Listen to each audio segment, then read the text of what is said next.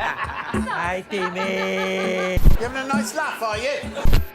I mean, it's Christmas. It's Christmas morning.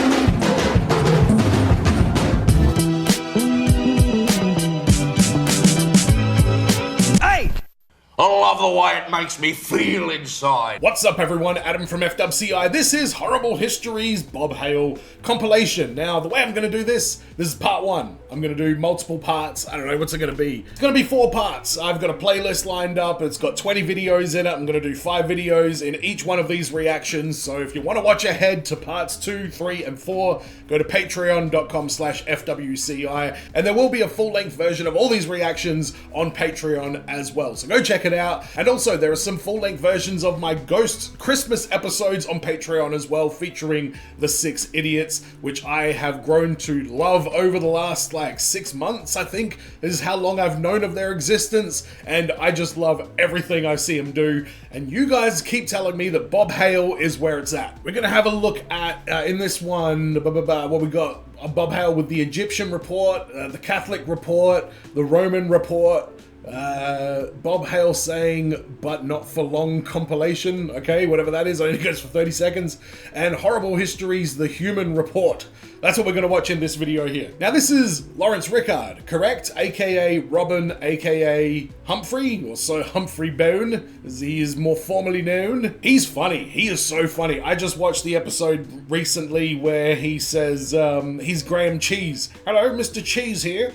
His comedic timing of that little interaction with the captain in that little role play that they do as a telemarketing situation was hilarious. And I think Lawrence Rickard made it even more hilarious because he's just got this unbelievable delivery.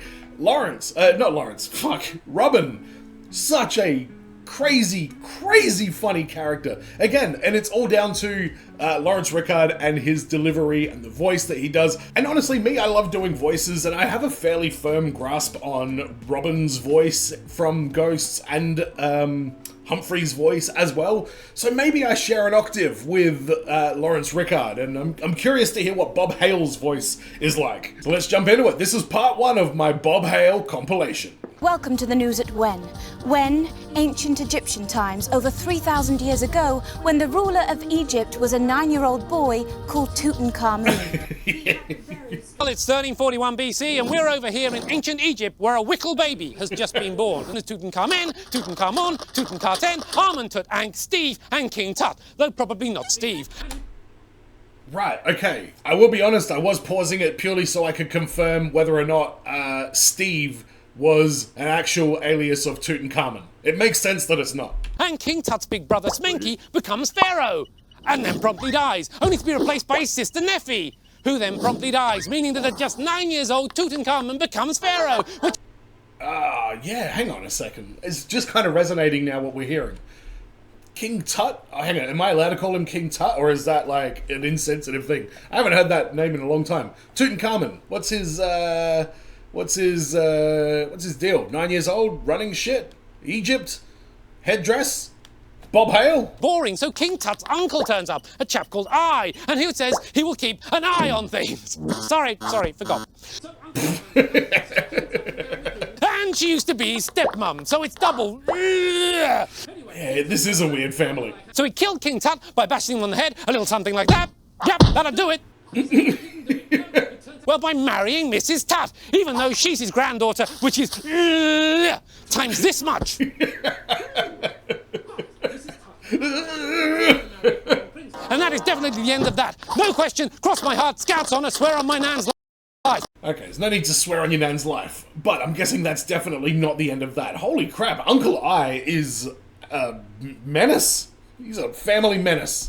And would you believe it? She's 99 today! So come on, everyone! Happy birthday to you! Happy birthday to you! Happy birthday! Is his nan a recurring character here? Because we've heard a lot about her. And back over to Sam to blow out the candles. Sam!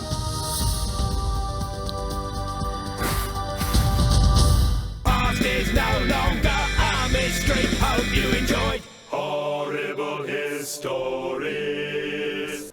Oh, that's a banger. This song is awesome. Okay, alright, so that's Bob Hale. Just kind of rattles through specific, lineages in history? I thought it was a weather report. Maybe there's weather ones, but I guess it is kind of like portrayed as a weather report, the way he's sort of standing there in front of the screen.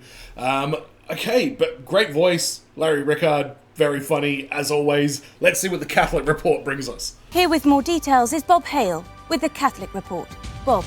Alright, educate me on this. I don't know shit about this. Because he wants a divorce, which is exactly the sort of thing that the Catholic Church doesn't like. So he asks the Pope if he can have a divorce.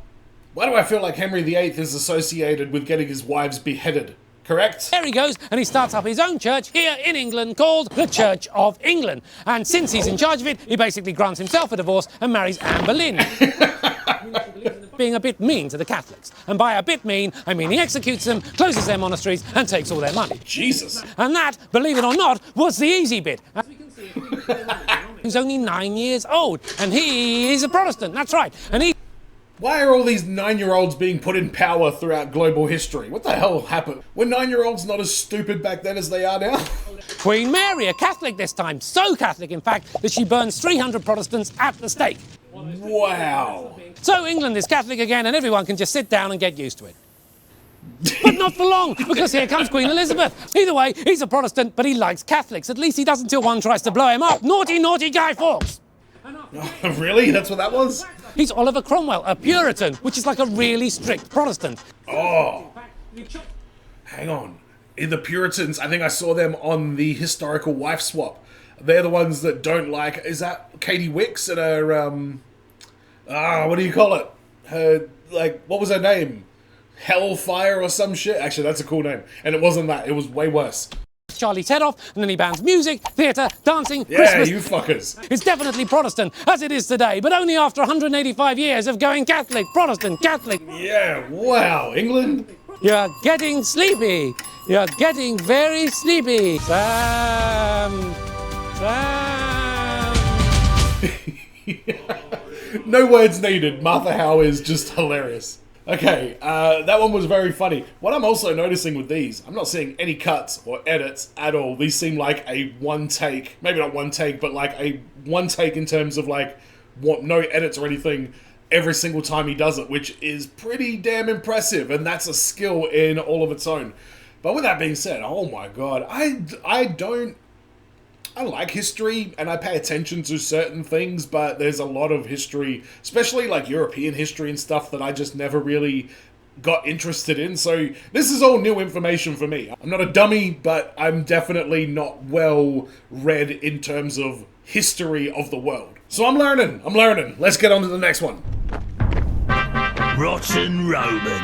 Rotten Romans. Let's go. See, when we get one called Tarquin, no, don't laugh, and he's a terrible bully. So bad, in fact, that the Romans just get rid of him. Not just him, but kings altogether. Crikey. And Rome becomes a republic. Oh, excuse me, which means it's now ruled by the Senate. 300 elected senators. Okay.